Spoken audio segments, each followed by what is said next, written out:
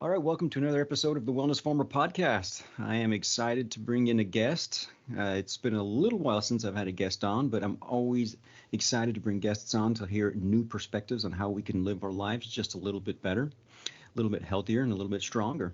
Today we have Rick Olderman as a guest, and we are going to be talking about how we can help you and me, of course. I hope to learn all sorts of stuff today while talking with Rick to decrease our overall pain in a way that's natural.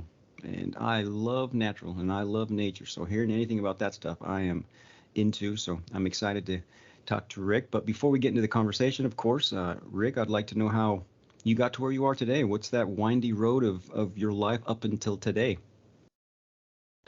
Yeah, it has been a windy road. I started with my own aches and pains from high school sports and so forth. I went I'm a physical therapist, so I went to physical therapy school to try and learn the secrets behind solving these things. Of course, didn't find those answers.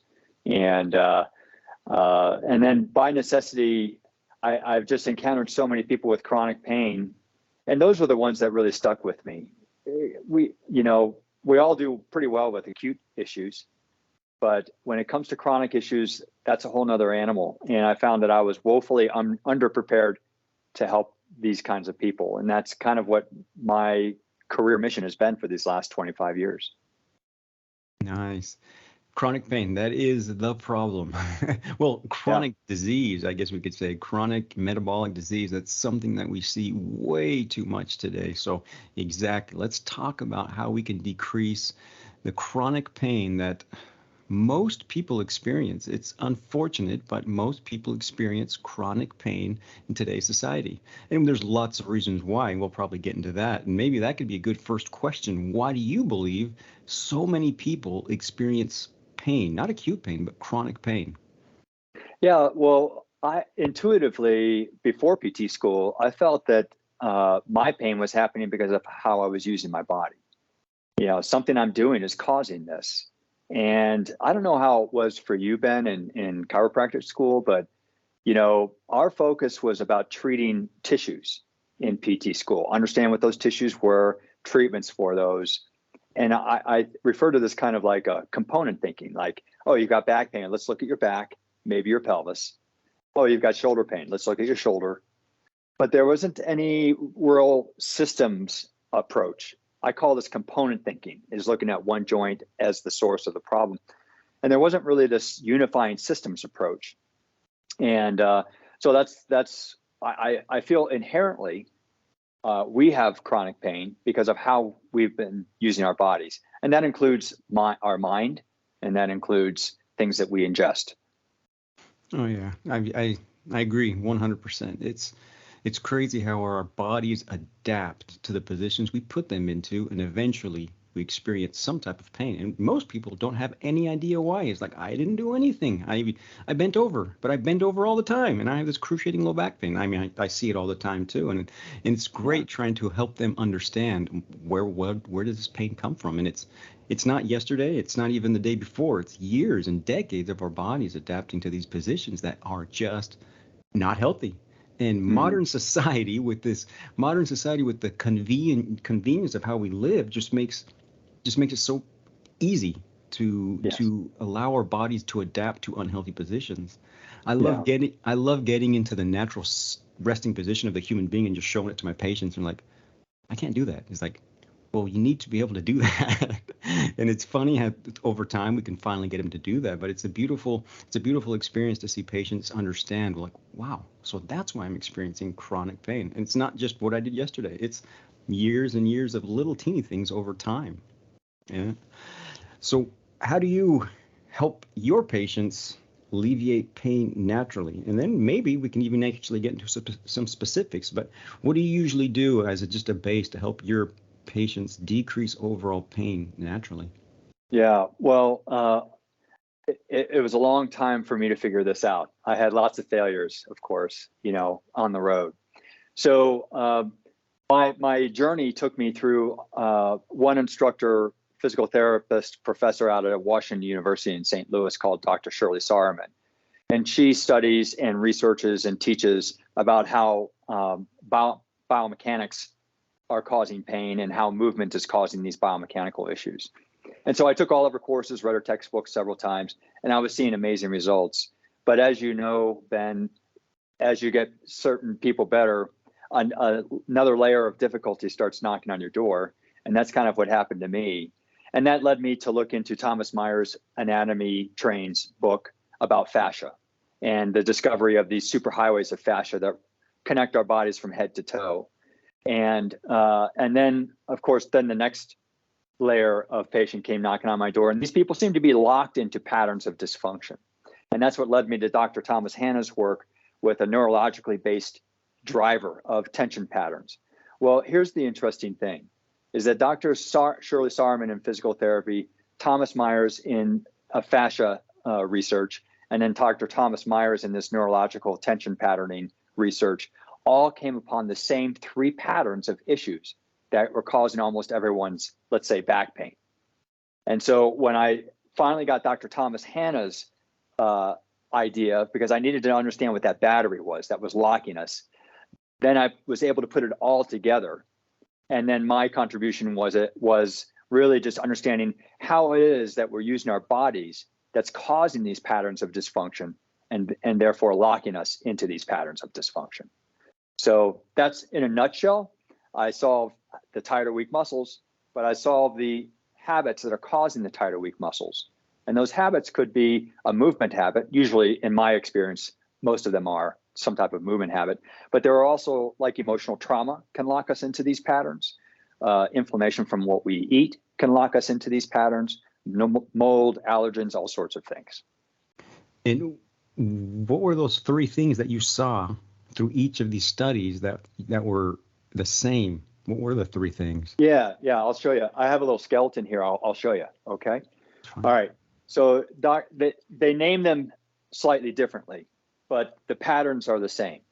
So Dr. Shirley Sahrmann describes one of them is an extension problem. And so I'm holding up a skeleton here. And what I'm doing is I'm accentuating the arch in the low back of the spine. And so the arch becomes accentuated and it's too curved. But it's not so much that the spine is too curved, that the shape of the spine is wrong. What I've discovered is that it's more about the forces that are acting on that spine, causing it to try and curve more. Even if the spine is in a perfect alignment, you can still have lots of forces acting on that spine, trying to pull it into the curve. So it's not only important to correct the curve, but the forces causing it. It would be like me pushing as hard as I can against your chest, but you're not moving. But it doesn't mean that you're not generating a force against my force. It doesn't mean that no work is being done. And so that's what, you can't always just go by the shape of something. You have to look at the forces acting on that shape. So that was the first one, an extension pattern. And by the way, 99% of the people with back pain have this pattern. And I can take you through a little test to show you what I mean by that. The second pattern is what I call a side bending problem. And that's when one side of the pelvis is higher, and then usually that same side of the rib cage is lower. So it looks like someone's side bending.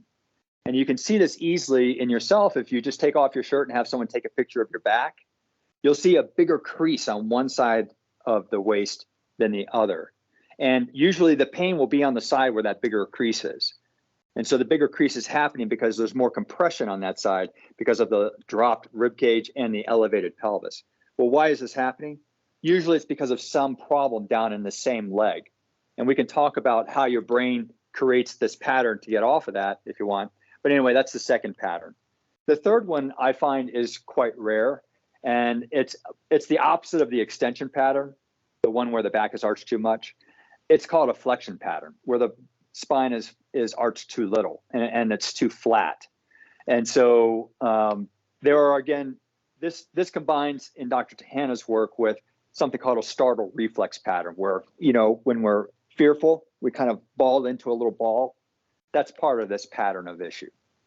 So that's, in a nutshell, those are the three patterns that all three of these researchers found, called them different things, had different reasons that they were happening, but they were all the same, virtually. And you see this in pretty much all your patients, then? Every single one.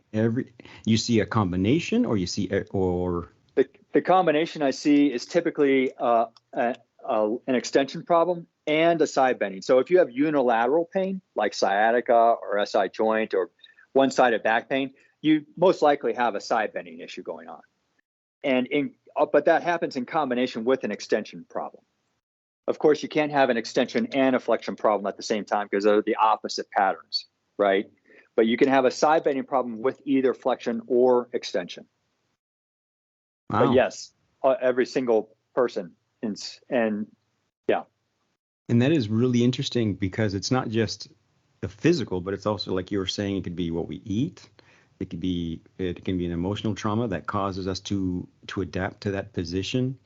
That is Correct. interesting, and we see that, and I've seen it with many patients too. It's like they've never experienced pain, and they go through some emotional traumatic event like a divorce or someone dies in their family, and all of a sudden they feel this pain that they've never felt before.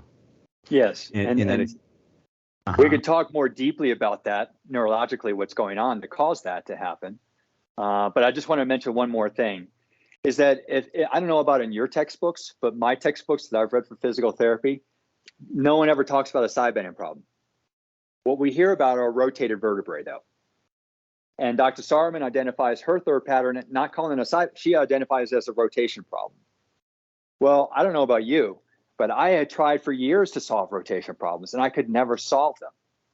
But if you remember your neutral spinal mechanics, side bending of the spine equals rotation in the opposite direction. So what I was doing was I was trying to fix the rotation, but it was the side bending that was driving all of the rotation. Since I've learned how to solve the side bending issues, I now always fix rotation issues. They fix naturally because the side bending is the driver of the rotation. But in our books, it's always described as a rotation issue, not a side bending issue, which I think is fascinating. Oh, and it's same thing with us. And it's funny how we learn all these things and we have to relearn as we go through life. Yeah. I mean, and not just biomechanics, but how we eat, how we think, all these things. We have to pretty much learn them as we go.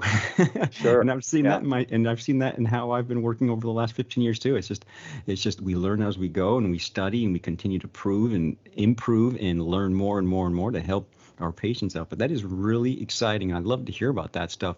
I would like to know how do you help people get rid of that side bend, because that is very interesting.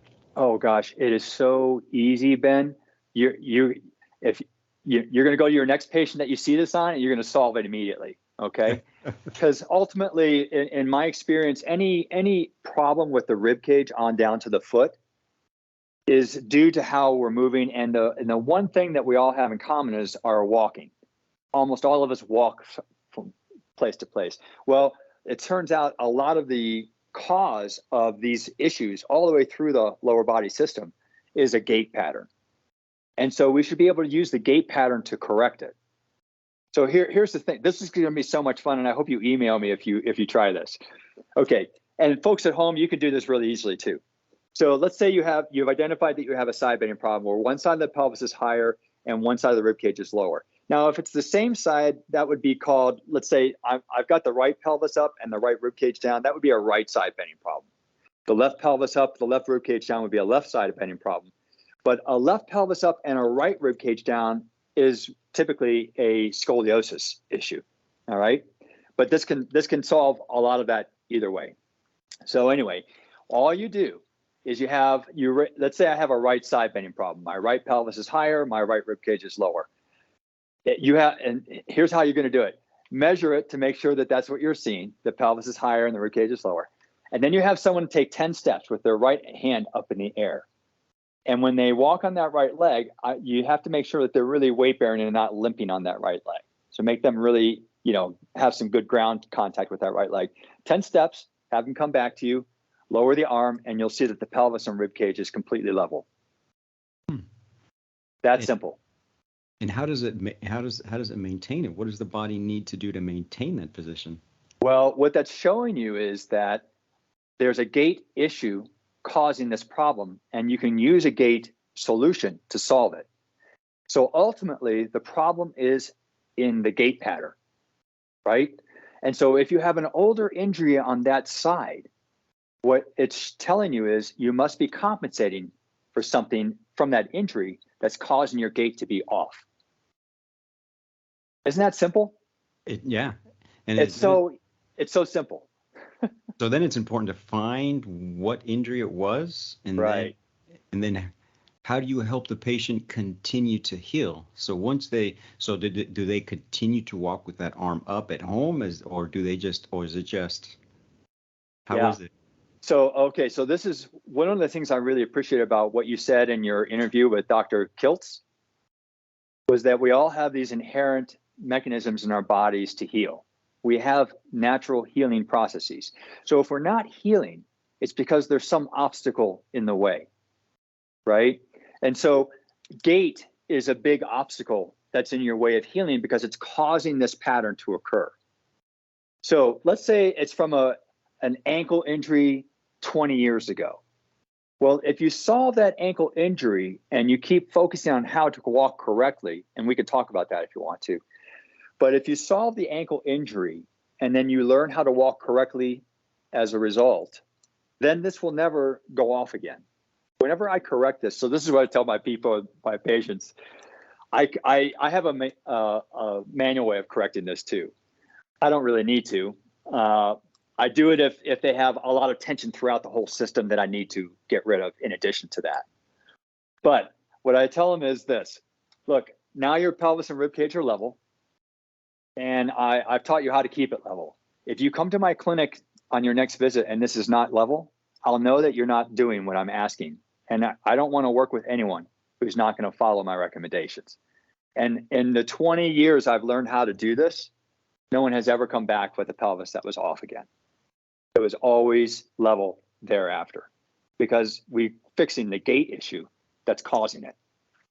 That's beautiful, and I think that's so important too. We don't say that enough with our patients. It's like before we try to help someone heal, we have to ask them: are you willing to give up the things that make you sick? Are you willing to give up the things that are not helping you? And so many, and I have the same problem too. Sometimes I just don't, and I see patients come in. It's like, because you're not giving up the things that not allowing your body to heal itself. And I love how you're so adamant about that. And that's something I would definitely have to take into consideration. Well, you know what, Ben? I make it easy for them because they see immediately that it does solve it. Why wouldn't you continue doing something that you know is solving a problem? So that's, I think, where at least in physical therapy, a lot of times we've missed this, is that we expect people to do 3,000 exercises to solve something, but we haven't proven to them that it's going to solve it. And that's why I always have to prove it first. Before I ask anyone to do anything, I prove it. And then my compliance is 100% because no one wants to be in pain. For sure. Yeah. So once you get their hips aligned, then they've done that 10 step. How do you help them walk or have a gait that's proper to who they are? Yeah. So, well, we have to identify what old injury is there and assess and fix that. All right. So let's assume that we've done that. Right. And you would be surprised. Well, maybe you won't be, that so many people, I'm just like, in fact, I had an email exchange with someone just a couple of weeks ago. This girl, she was having right-sided SI joint pain. And I said, well, you probably have a right side bending problem. I showed her how to, and she says, oh, I do. I said, well, that means that you have some old right-sided injury that you've got. And she says, no, I don't have any injuries to my right side. I said, well, I'm sorry, your body's telling me differently. And I don't believe you at all.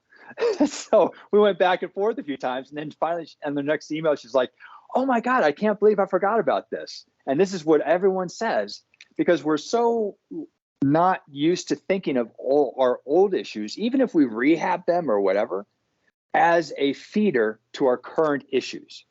And so she had been wrestling with a hamstring tear for years and had basically given up on it. And I said, well, whatever is causing that hamstring pain in you now is what's also feeding this pattern, because your body's trying to get off of that. That's the problem. And so, yeah. Interesting.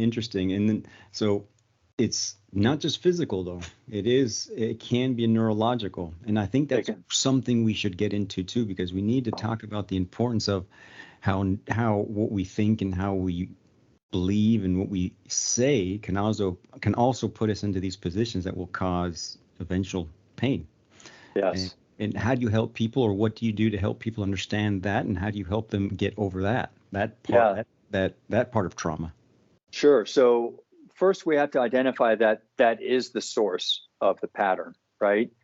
And so luckily, I mean, this approach that I've developed is so consistent that if someone isn't responding, let's say I correct this and they've fixed their gait, but it keeps coming back. And I find that their correction is resistant. Well, there's one of two reasons that's happening. There's either some unidentified structural damage, like a tear or a fracture or something like that that's occurring that we haven't identified yet, and that they can't get around, right? So we have to, MRI or whatever to figure out what that is and have that corrected. But if they're absolutely sure, and I'm pretty sure that they don't have something like this, that's when I start talking to them. I said, this pattern, and this is literally the truth. This is called a trauma reflex pattern. All right. So that's when I say, do you wrestle with anxiety, depression? Do you have some area of emotional trauma in your life?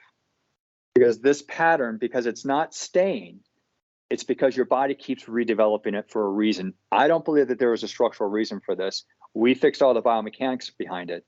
So that only leaves one or two other options. And almost every single time, because we've developed trust, they trust me now. They'll say, yes, I do. And I said, and then I would tell them, I'm happy to continue working with you to unload, to correct this pattern. But what's happening is it keeps coming back again. I think what you should do is work with a therapist or counselor in conjunction with our rehab, and to make sure that this doesn't come back again. And then usually that's the key. Once they have permission to believe and to know, this is the thing, by working through things as a system, we've eliminated every other possibility. So that helps them really see, yeah, I had a sneaking, and I almost always hear, you know what? I thought this might be the problem. Once I come to that conclusion, they're like, yeah, I thought this might be it. So they know, everyone knows deep down inside their truth. We just have to show them what that is. Oh yeah, I believe it. And maybe they don't know where it or how it is. No. But they know, they sense it. Our body is a beautiful, miraculous, I guess we call it a machine. It's a biomechanical machine that heals itself, and it lets us know what's going on, but a lot of times we forget.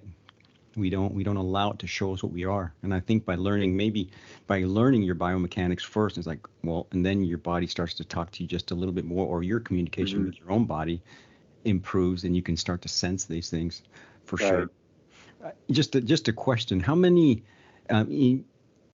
average? How many people don't get better because of the problem, maybe the emotional trauma? Do you see it quite often? Not quite often. I suspect that there is emotional trauma, but we're able to overcome the mechanics that it's causing. So those people might have more of a home program to correct the pattern that we're fixing because of that trauma, but they can fix it and get out of pain. It's up to them whether they want to face that trauma. But the people who can't get through and get better because of the trauma, I would say it's very rare in my experience. I would say maybe 1 or 2% of the people absolutely can't get better because of the trauma is locking their body. Yeah, and I just wanted to know, because that's kind of what I experienced too. Most people do get better, even though they're working through some emotional traumas. Yep. Right. Very interesting stuff. I mean, I love to learn, and these things. I mean, I've always known about the hips. I've always known about the importance and about walking and gait, but it's really neat to see how the body, how it reacts. And I am going to do what you just said. I'm going to see what happens. Great. It works. It's amazing. Yeah, so, and I'm kind of excited, and I'm going to see what happens. I'm going to see how because I went hunting not too long ago.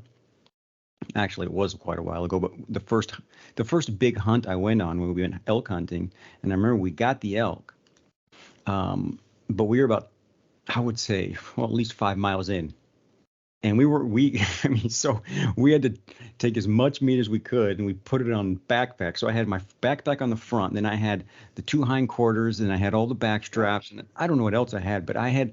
It was the weight where I couldn't stand up. I mean, I had to put my Oh, backpack on while I was standing. oh, And then we geez. walked these 5 miles out. And I remember the next couple of weeks, man, I had I had a pain in which hip was it? But it was a pain in localized to that hip joint, and I've been working on it ever since. And I'm going to try what you said and see if it helps me even more, heal even faster. But that was the first time I experienced that pain. I was like, I wonder what that is, and it was just in that one-sided. So it must have been an injury from before, and I still need to heal it. And now let's see if we can heal it completely and get myself as healthy as I possibly can, because that's what I'm trying to do. I mean, I'm in the same journey as everybody else. Yeah. It's not like I might be maybe a step or two ahead of some people, or maybe a step or two behind others, but we're all on that journey to heal and become as healthy as possible, so we can live the best we possibly can and help as many people as possible. But Well, I didn't answer your one question really. I kind of skirted around the walking question. And since you're bringing up your own hip issue, I think you need another piece of the equation as far as how I see things. Would that be okay to go into for more sh- detail? for sure. Oh, okay. So, can you?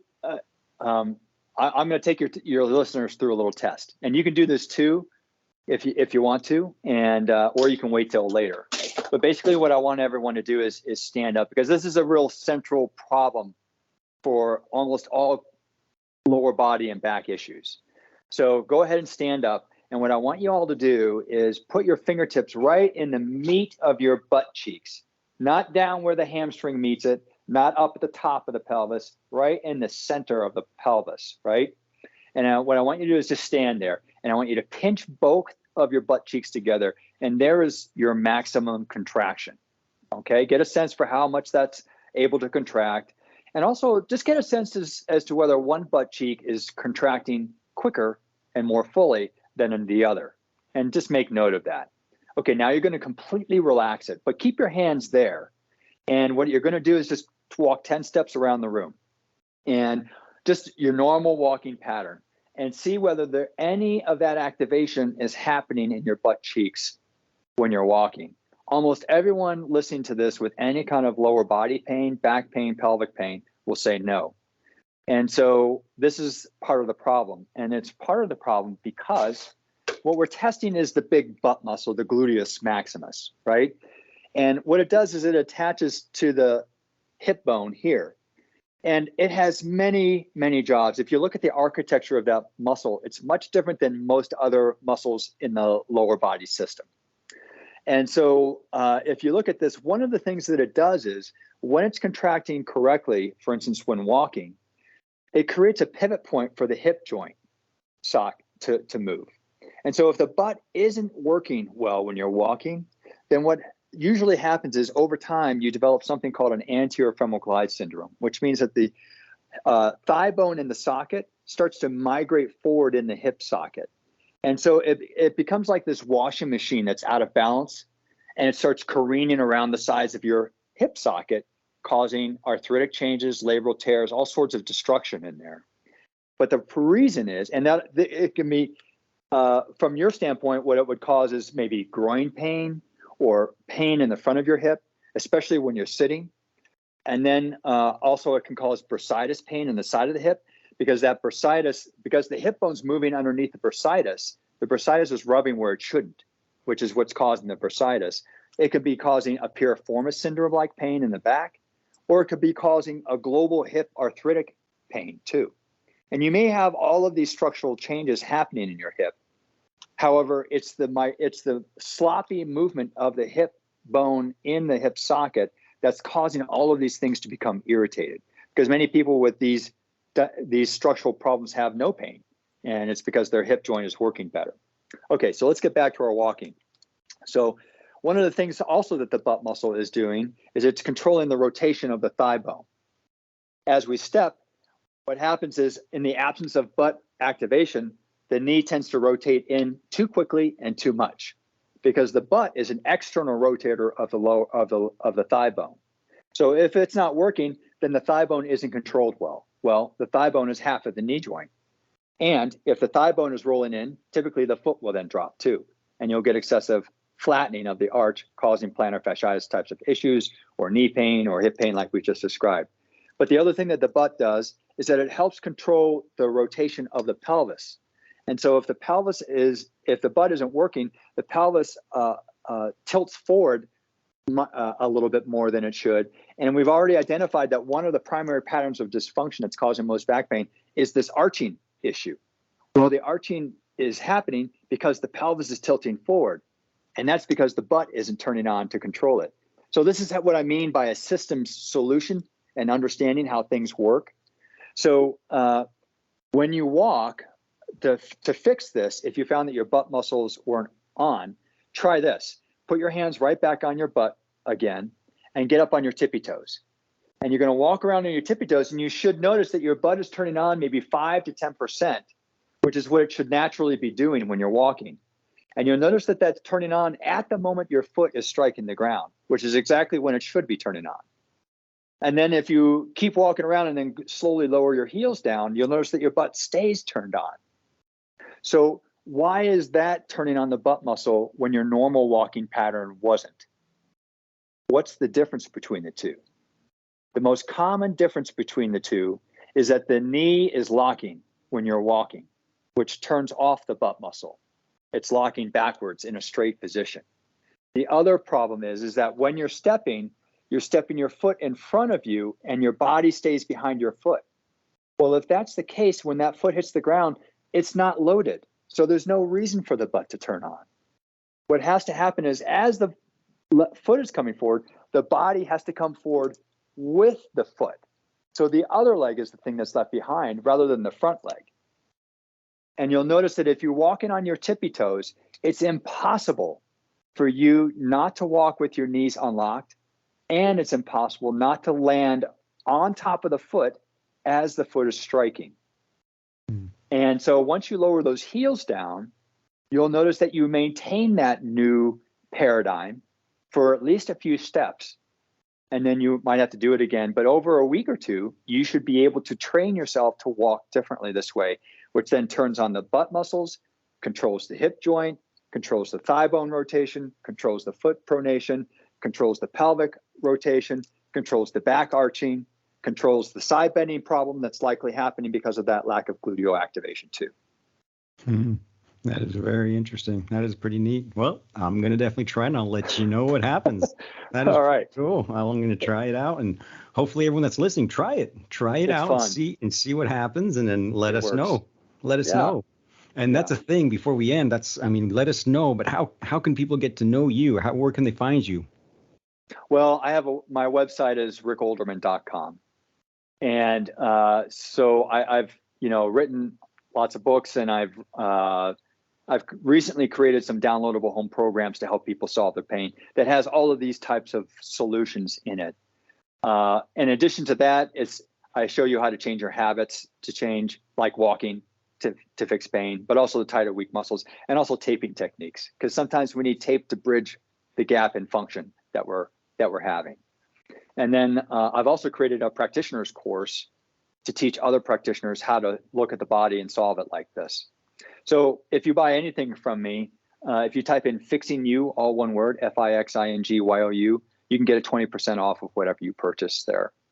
But I also have a blog there. I have a free ebook, and I've got a book that's coming out next year called Solving the Pain Puzzle. You can pre-order it there. You can read some chapters from it there if you want to. So all sorts of stuff. Awesome. I'll have all of that in the show notes so people can go do that. And I recommend that everyone goes over there and checks things out. Are you on social media? Are you on Instagram or anything like that? I am. I have someone who does that for me because I don't know how that stuff works. Okay.